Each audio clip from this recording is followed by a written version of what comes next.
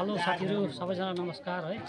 अनि आज यहाँ हामी अप्पर बोक्रोङको यो थिङ डाँडामा चाहिँ यहाँ हामी बुद्ध पूर्णिमा मनाउन गइरहेको छ है। बुद्ध पूर्णिमा प्लस चण्डी पूर्णिमा आज यहाँ सबैजना मिलेर गाउँलेहरू मिलेर यहाँ सबै मनाइरहेको छ है। र आज तपाईँहरू देख्न सक्नुहुन्छ यहाँ गाउने कार्यक्रम चलिरहेको छ।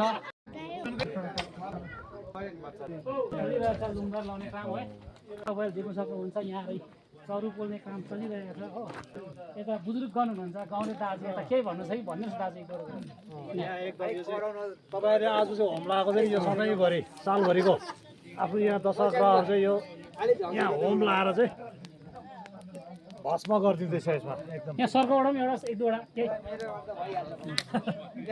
यहाँ मेन हाम्रो यहाँ सर हुनुहुन्छ हो। सरले यहाँ एक दुईवटा कुरा नमस्ते कुसुजुङको है। यहाँ यसरी हामी कट्याङको सबै भेला भएका छौँ। अमिताभ बुद्धको जुन प्रतिमा निर्माण भइरहेको छ है, करिब करिब आधा जस्तो अब हाम्रो सबै सकेको छ। यो एउटा आस्थाको केन्द्र हो।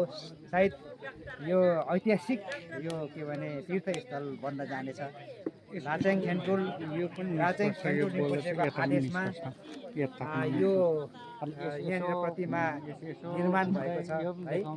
अनि सम्पूर्ण हामी भक्त अवलम्बी बुद्ध धर्म अवलम्बी अनुयायीहरूको यो आस्थाको केन्द्र यहाँ हुनुहुन्छ। हाम्रो च्याम्बा यता हाम्रो एकदम जोसिलो यसरी यो बनाउनुको लागि चाहिँ यहाँ सम्पूर्णको योगदान छ। यहाँहरू लाक्छिरिङज्यू हुनुहुन्छ। अनि यसरी हाम्रो सम्पूर्णको योगदानले चाहिँ यो बन्दैछ। यो पवित्र भूमि, यो भूमि एकदमै चोखो र पवित्र भएकोले गर्दा यहाँ यसरी बन्न गयो। अमिताभ बुद्धको यहाँ धर्म अवलम्बीहरूको विचार भएकोले गर्दा यसरी यहाँ बन्न पुगेको छ। होइन, यसरी हामी अबदेखि काम जति पनि हुन्छ धर्मको विषयमा, पर्यटनको विषयमा काम गर्नुपर्दा चाहिँ सबै जनसहभागितामा जम्मै मिलेर चाहिँ बनाउनु पर्छ। जम्मा चाहिँ यसको प्रोजेक्टको कस्तो हिस्सा छ भने चाहिँ जम्मा 23 फुटको हुन्छ। 10 फिटको चाहिँ तपाईँको थिम हो। त्यो माथि 13 फिटको कु बनिन्छ अमिताभ बुद्धको। जम्मा यो छानासँग यो टर्चसँग गर्दाखेरि 31 फिट हाइटको हो। यसले गर्दा यो 31 फिट हाइटको यत्रो ठुलो प्रोजेक्ट पनि आज सम्पूर्ण गाउँलेहरू मिलेर धर्म अवलम्बी बनाएर मिलेर बनाउनु सक्नु यो ठुलो आस्थाको कुरा छ, ठुलो विश्वासको कुरा छ। र यसमा सबैलाई मेरो तर्फबाट चाहिँ लाचेन खेन्टुल यहाँको जम्मै जति पनि काम गर्नुभएको छ यहाँ मिलेर सबैले योगदान दिनुभएको छ। सबैलाई म धन्यवाद दिन चाहन्छु। धन्यवाद। थिङ डाँडामा है आज यहाँ हाम्रो बुद्ध पूर्णिमा प्लस चण्डी पूर्णे यहाँ मजाले धुमधामसँगले मनाएको हुनाले गर्दा है एकजना हाम्रो बुजुर्ग हाम्रो यहाँ मेमे हुनुहुन्छ है। उहाँले तपाईँहरूलाई एक दुई कुरा सुनाउने भन्नुभएको छ। अनि उहाँ तपाईँहरूले राम्रोसँगले सुनिदिनु होला भन्ने आशा राख्दै है उहाँले तपाईँहरूलाई एक दुईवटा कुरा बताउनेछ है। नमस्कार हजुर। अब यो बोक्रोङ हाम्रो कटिङ बोक्रोङ सङ्घीय तोक्थम डाँडा यसमा उहिले बाबुबाजेको पालबाजे गरु सायद गोफे डाँडा भन्छ।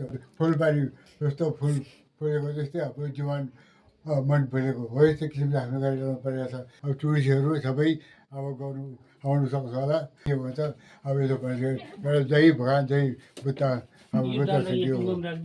तपाईँहरू देख्न सक्नुहुन्छ साथीहरू। आज यहाँ हामी गाउँले मेमेहरू यहाँ बसेर मजाले गफहरू गरिरहनु भएको छ। यहाँ हाम्रो बुद्ध पूर्णिमाको यहाँ आज पूजा अर्चना चलिरहेको छ। र त्यसले गर्दा यहाँ अब हाम्रो लुङदर राप्नेको मेलो पनि चलिरहेको छ। तपाईँहरू यहाँ देख्न सक्नुहुन्छ है। यहीँ अब हेमिरहनु भएको छ।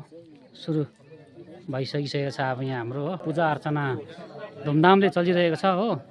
एकदमै यहाँ हेमी एकदमै बौद्ध धर्म प्रेमीहरू हुनुहुन्छ उहाँहरू है। एकदमै ध्यानपूर्वक यहाँ हाम्रो यता गाउँले हेमीले तपाईँको एकदमै भजन दिइरहनु भएको छ है।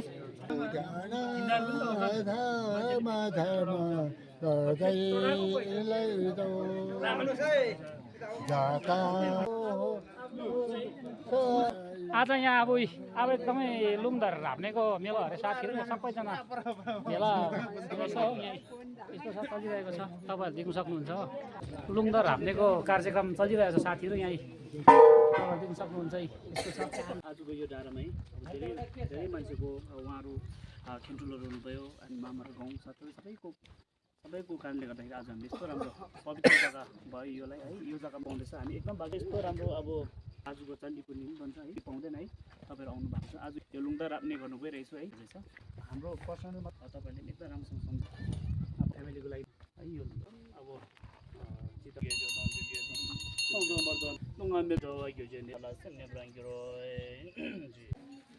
यता हाम्रो होम लाउने कार्यक्रम पनि चलिरहेछ भट्टाभट छ यता हाम्रो आनिलाहरू हुनुहुन्छ हो यहीँ चरु चाहिँ यसरी लाउँदैछ हो हाम्रो